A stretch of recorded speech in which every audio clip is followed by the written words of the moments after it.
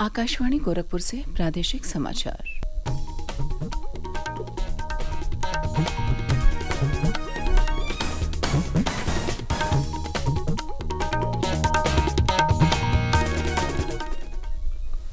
नमस्कार, समाचार बुलेटिन के साथ में शिवानी अरोरा। पहले मुख्य समाचार।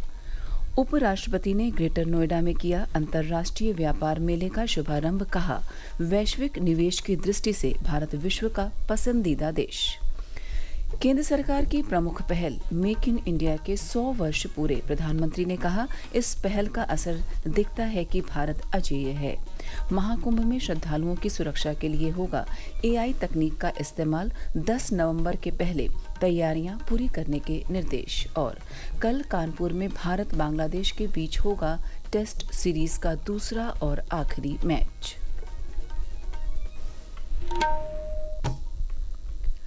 अब समाचार विस्तार से।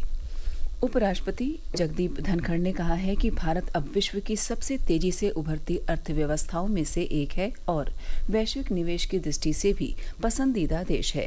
प्रदेश के ग्रेटर नोएडा में दूसरे उत्तर प्रदेश अंतर्राष्ट्रीय व्यापार मेला 2024 के शुभारंभ के अवसर पर कल उन्होंने कहा कि भारत लगभग $4 ट्रिलियन की अर्थव्यवस्था है और अगले दशक में इसकी विकास दर 8% रहने की संभावना है। उन्होंने कहा कि उत्तर प्रदेश में भी हर क्षेत्र में विकास हो रहा है। मुख्यमंत्री योगी आदित्यनाथ के नेतृत्व में हुए बेहतरीन विकास के कारण आज दुनिया भर के निवेशक उत्तर प्रदेश की ओर आकर्षित हो रहे हैं। कार्यक्रम को संबोधित करते हुए मुख्यमंत्री योगी आदित्यनाथ ने कहा कि देश को $5 ट्रिलियन की अर्थव्यवस्था बनाने के प्रधानमंत्री के अभियान में उत्तर प्रदेश भी 1 ट्रिलियन की इकोनॉमी बनने की दिशा में तेजी से आगे बढ़ रहा है। उत्तर प्रदेश देश का सबसे बड़ा आबादी का राज्य तो है ही, लेकिन यह MSME की सर्वाधिक यूनिट रखने वाला राज्य है। एक सर्वे के अनुसार लगभग 96 लाख MSME यूनिट यूपी के 75 जनपदों में फैला हुआ है और ये 96 लाख MSME यूनिट उत्तर प्रदेश में कृषि के बाद सर्वाधिक रोजगार सृजन करने वाला क्षेत्र है। ये वही यूपी है जो आज से 7 वर्ष पहले देश के विकास का बैरियर माना जाता था। आज यह देश के विकास का एक ग्रोथ इंजन के रूप में जाना जा रहा है। इस मौके पर केंद्रीय सूक्ष्म लघु और मध्यम उद्यम मंत्री जीतन राम मांझी ने कहा कि MSME सेक्टर भारत से निर्यात में 45% का योगदान देता है। उत्तर प्रदेश में देश की 14% MSME इकाइयां स्थापित हैं, जिनसे देश की अर्थव्यवस्था को बल मिलता है। हमारे संवाददाता ने बताया कि 29 सितंबर तक चलने वाले इस आयोजन में वियतनाम साझेदार देश है। इसमें 70 से अधिक देशों के 350 प्रदर्शक भाग ले रहे हैं। प्रदेश के कृषि क्षेत्र में नवाचारों को प्रोत्साहित करने के लिए लखनऊ में 15 से 18 नवंबर के बीच कृषि भारत मेले का आयोजन किया जाएगा।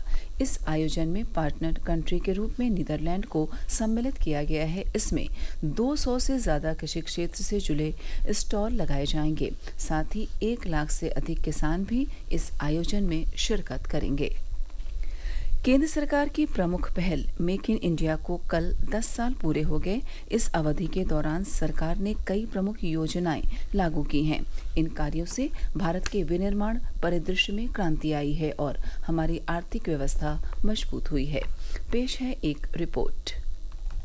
मेक इन इंडिया पहल ने भारत के मैन्युफैक्चरिंग सेक्टर को एक नई ताकत दी है। अंतरिक्ष से लेकर सेमीकंडक्टर तक और इलेक्ट्रॉनिक्स से लेकर इलेक्ट्रिक वाहनों तक मेक इन इंडिया की कामयाबी दिखाई दे रही है। इस पहल का ही नतीजा है कि भारत आज दुनिया का दूसरा सबसे बड़ा मोबाइल निर्माता देश बन गया है। इससे मोबाइल फोन के आयात में लगभग 85% की गिरावट आई है। उत्पादन से जुड़ी प्रोत्साहन योजनाओं ने अलग अलग सेक्टरों में 1,28,000 करोड़ रुपए से अधिक के निवेश को मुमकिन बनाया है। पिछले 1 दशक में भारत ने हर घंटे एक स्टार्टअप शुरू किया है, जिससे लगभग 15 लाख नौकरियां पैदा हुई हैं। वहीं आधुनिक सुविधाओं से लैस भारत की पहली स्वदेशी semi high speed train Vande Bharat यात्रियों को बेहतरीन अनुभव दे रही है। वहीं UPI की सफलता ने भारत को डिजिटल भुगतान के क्षेत्र में अग्रणी देश बना दिया है। पल्लवी परमार के साथ भूपेंद्र सिंह, आकाशवाणी समाचार, दिल्ली।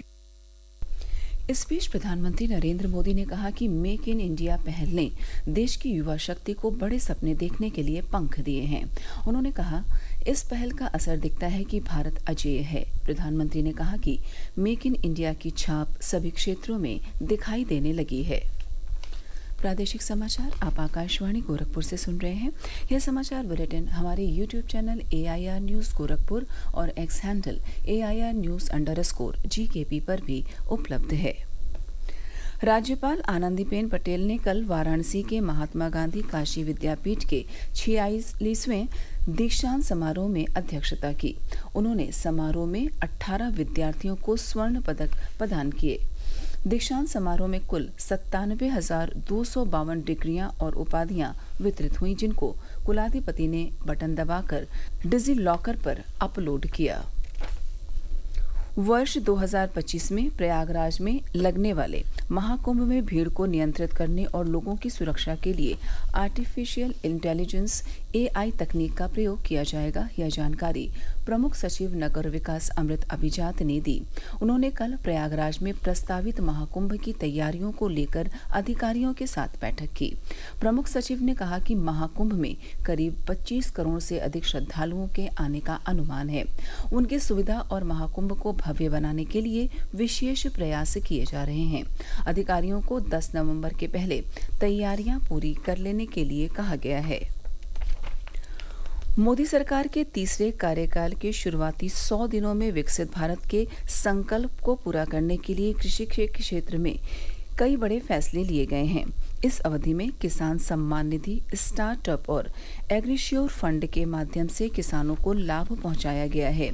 मेरठ में सरदार वल्लभ भाई पटेल कृषि एवं प्रौद्योगिकी विश्वविद्यालय के ट्रेनिंग एंड प्लेसमेंट निदेशक प्रोफेसर RS सेंगर ने कहा कि किसानों के लिए सरकार ने जो कदम उठाए हैं, उनसे देश के अन्नदाताओं को प्रोत्साहन मिला है।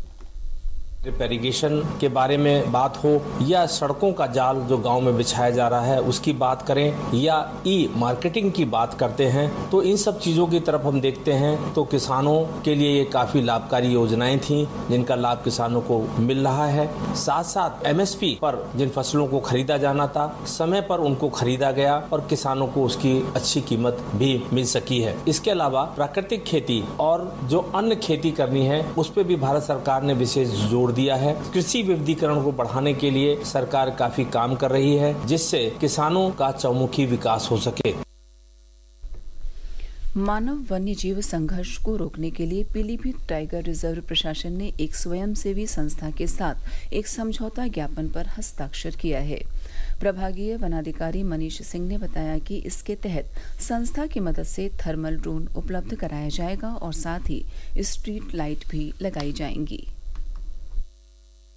आज गुड़गांव की संस्था M3M फाउंडेशन के साथ एक MOU किया गया, जिसके अंतर्गत पहले चरण में जंगल में जो वन चौकी स्थित हैं, जो पेट्रोलिंग कैंप स्थित हैं, वहाँ पर सोलर लाइटें लगाई जाएंगी तथा पूरे देश से 15 स्टूडेंट्स का एक वॉलंटियर ग्रुप तैयार किया जाएगा जिसकी ट्रेनिंग नवंबर माह में कराई जाएगी।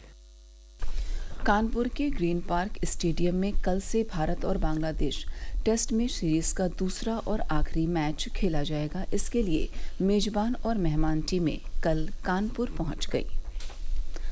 अंत्योदय के प्रणेता, चिंतक और विचारक पंडित दीनदयाल उपाध्याय की 108वीं जयंती कल पूरे प्रदेश में मनाई गई।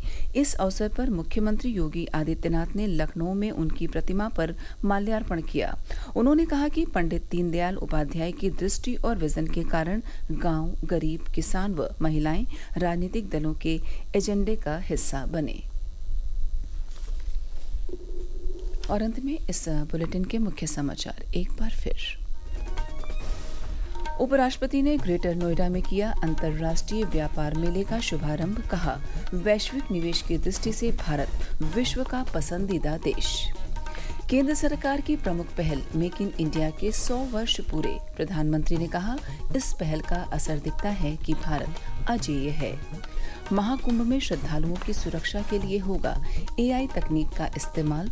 10 नवंबर के पहले तैयारियां पूरी करने के निर्देश। और कल कानपुर में भारत बांग्लादेश के बीच होगा टेस्ट सीरीज का दूसरा और आखिरी मैच। इसी के साथ प्रादेशिक समाचार समाप्त हुए। नमस्कार।